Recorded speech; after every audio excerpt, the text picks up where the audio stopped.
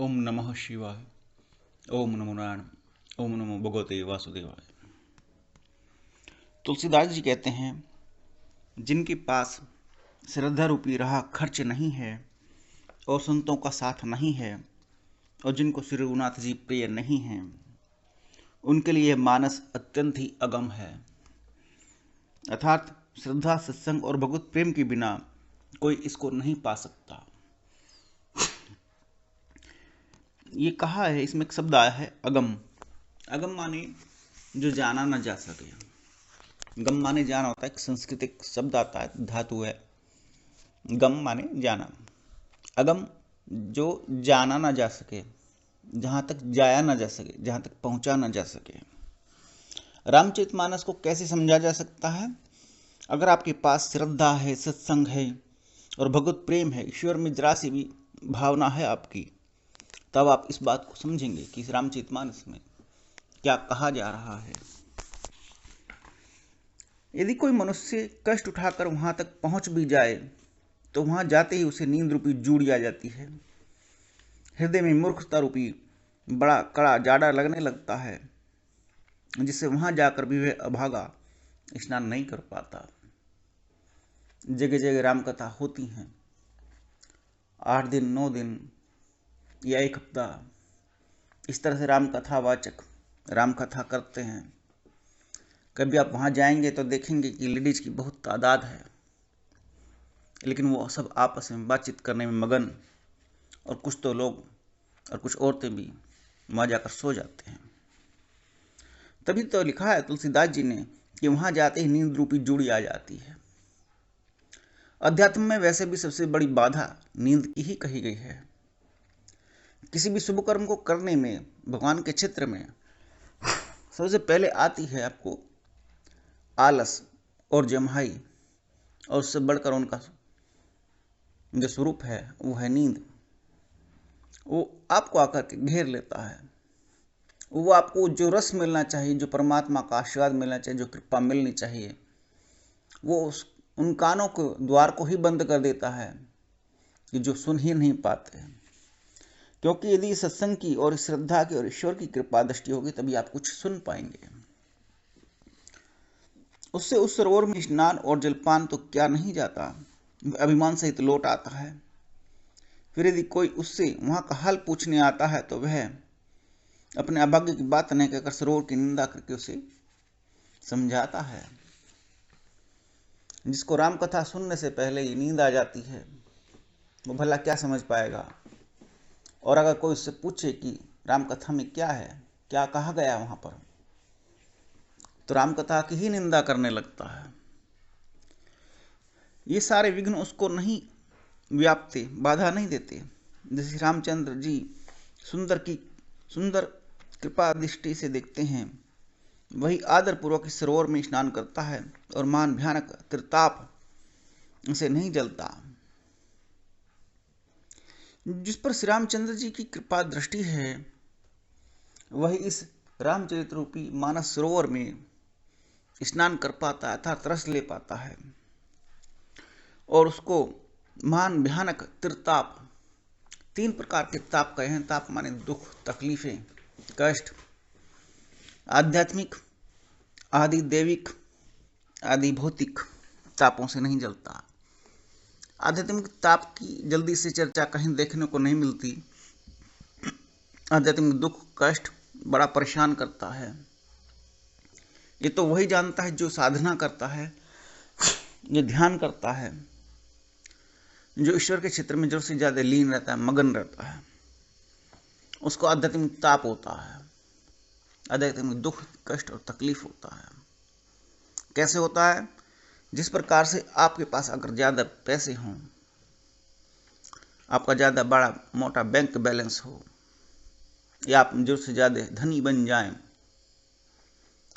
तो लोगों की और गुंडों की नजरें आपके ऊपर लग जाती हैं, और धनी व्यक्ति से कुछ हफ्ता वसूली की तैयारी शुरू हो जाती है। और कई बार तो इनकम टैक्स वाले भी लूटने के लिए, डराने के लिए, धमकाने के लिए भी कई प्रकार से नोटिस भी भेज देते हैं। अर्थात वो व्यक्ति रडार पर आ जाता है जो धनी है। लेकिन मैं बात कर रहा हूं आध्यात्मिक ताप की। जिस प्रकार से अधिक धनी होना भी कष्टकारी है, उसी प्रकार से अधिक पूजा पाठ करना भी कष्टकारी है। ध्यान साधना में लीन और तल्लीन हो जाना भी कष्टकारी है। उससे आध्यात्मिक ताप उत्पन्न हो जाते हैं। अर्थात ऐसी दिव्य शक्तियां परीक्षा लेने के लिए आपके सामने, आपके जीवन में उत्पन्न हो जाती हैं कि आप उन परीक्षाओं को पास किए बगैर अगले स्तर पर साधना में, ध्यान में, परमात्मा के क्षेत्र में एंटर नहीं कर सकते, प्रवेश नहीं पा सकते। तो वो सब आध्यात्मिक ताप कहा गया है। तो भयानक त्रिताप से कौन बचाता है? राम नाम का जप, रामचरितमानस का सेवन। फिर एक आता है आधि दैविक, एक आता है आधि भौतिक। त्रिताप का हैं 3 प्रकार के ताप। आध्यात्मिक आपने जाना। आधि दैविक, आप जब ईश्वर की आराधना करते हैं, कई बार उसमें भूल चूक त्रुटियां आदि रह जाती हैं। उनसे जो कष्ट और दोष बनते हैं वो आधि दैविक हैं। आधि भौतिक वो हैं जो आप अपने लाइफ स्टाइल में गलतियां करते हैं। उन पाप कर्मों का फल आपको बीमारी के रूप में जो दिखाई देता है सामने, आप कष्ट भोगते हैं, डॉक्टर के पास भागते हैं, चक्कर लगाते हैं, वो सब आधि भौतिक है। तो रामचरितमानस का जो सेवन करता है वो तीनों प्रकार के तापों से बच जाता है, क्योंकि वो रामचरितमानस भगवान श्री शिव महादेव की मन से उत्पन्न हुई है।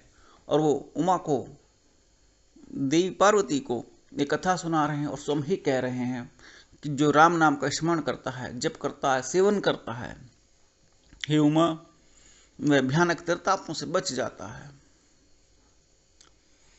जिनके मन में श्री रामचंद्र जी के चरणों में सुंदर प्रेम है, वे सरोवर को कभी नहीं छोड़ते। जो इस सरोवर में स्नान करना चाहे वह मन लगाकर सत्संग करे। ऐसे मानस सरोवर को हृदय के नेत्रों से देखकर और उसमें गोता लगाकर कवि की बुद्धि निर्मल हो गई।